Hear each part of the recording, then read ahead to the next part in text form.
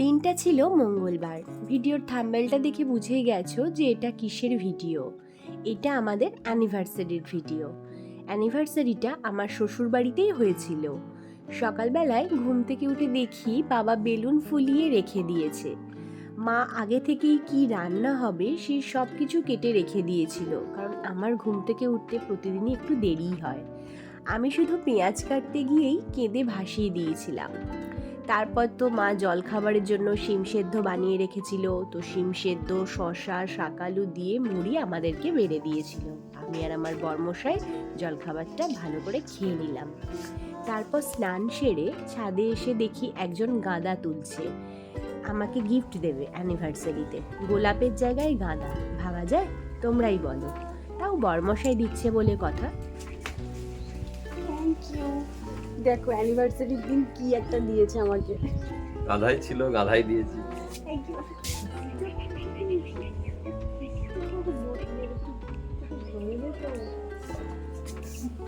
তবে গাঁদাকে যে গাধা বলে সেটা আমি প্রথম ওর মুখ থেকে শুনলাম। মিস্টেক হয়ে গেছে। এদিকে মা রান্না বসিয়ে দিয়েছিল।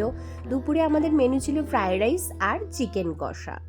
তার সাথে ছিল মায়ের হাতের বানানো দুর্দান্ত পায়েস আর মিষ্টি। আমাদের মন্দির আছে পাশে, এটা আমাদের বাড়ির মন্দির। তো মা সকালে আমার আর বরমশাইয়ের নামে পুজো দিয়ে প্রসাদ নিয়ে এসেছিল। বাবা কিন্তু তার ছেলের থেকে আমাকে বেশি ভালোবাসে, তাই ছেলের আগে আমাকেই ফার্স্ট প্রসাদ দিল। তো ফ্রাইড রাইস আমাদের একদম রেডি হয়ে গেছে, আর চলেও এসেছে আমার দুই সঙ্গী বা বন্ধু বলতে পারো। এরা দুজনকে তার ইন্ট্রোডাকশন আমি সন্ধ্যাবেলাতে দেব।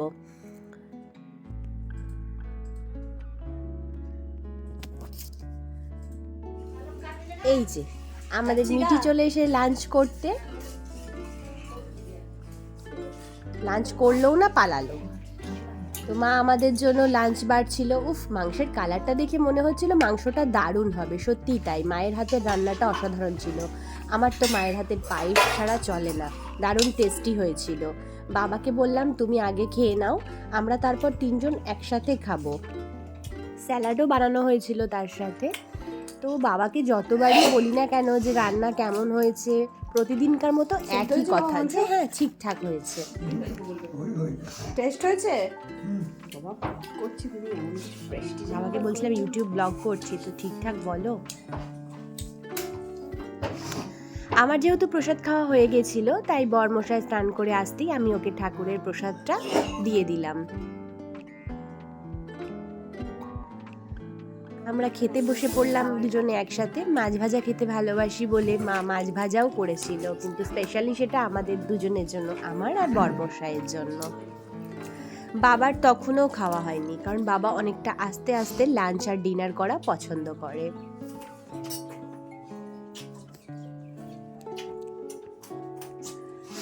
তো সন্ধ্যাবেলায় কিছু ডেকোরেশন করা হয়েছে, কেক কাটা হবে।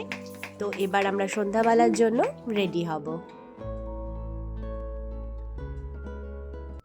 ইভিনিংয়ের পার্টি শুরু হয়ে গেছিল।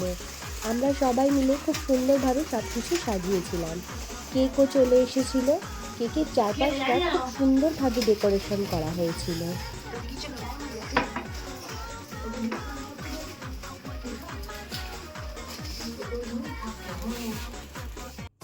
দুপুরবেলায় বলেছিলাম যে ইভিনিংয়ে আমি জানাবো যে এরা দুজন কে হয়। তো প্রথমে যে দাঁড়িয়ে আছে সে হচ্ছে আমার ছোট্ট ভাসুরপো, আর তারপরে যে দাঁড়িয়ে আছে সে হচ্ছে আমার ভাগ্নে। প্রথম জনের নাম হচ্ছে সৃজন, আর পরের জনের নাম হচ্ছে সৌর।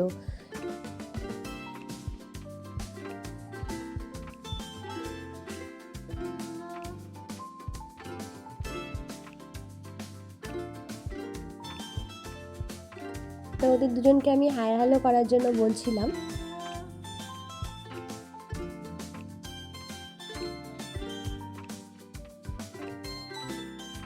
আর এটা হচ্ছে বাবা, এখনো রেডি হয়নি, চুপচাপ দাঁড়িয়ে দেখছে আমরা কি কি করছি না করছি। এই গোলাপটা আমাকে দিদিভাই দিয়েছে চুলে লাগানোর জন্য।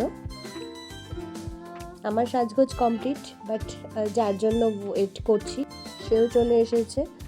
এটা হচ্ছে আমার বাড়ির সবাই, আর তার সাথে আমার পাশের বাড়ির কিছু লোকজনও আছে।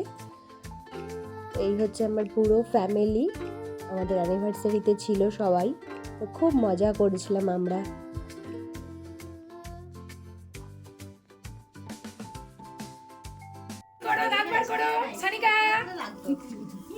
সব মুখ টিপে কেন একটু খুলে যাবে হাসি দাও না। ভালো লাগবে হ্যাঁ খুললেও ভালো দেখায়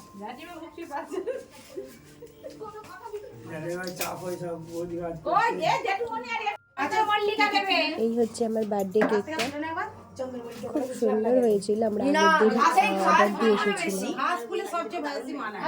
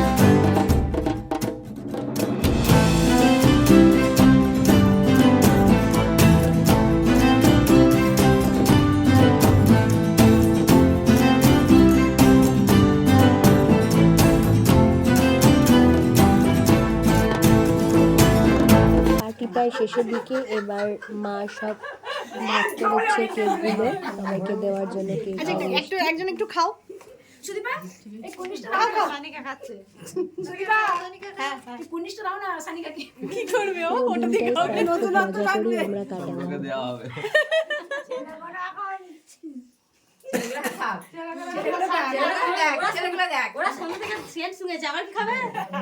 তো এটাই আমাদের ছোট্ট একটা অ্যানিভার্সারি ছিল, বাট এতজন এসছে, খুব মজা করলাম আজকে। আর আমার অ্যানিভার্সারি ফার্স্ট টাইম শ্বশুরবাড়িতে হলো, কারণ আমি কলকাতাতে থাকি বলে।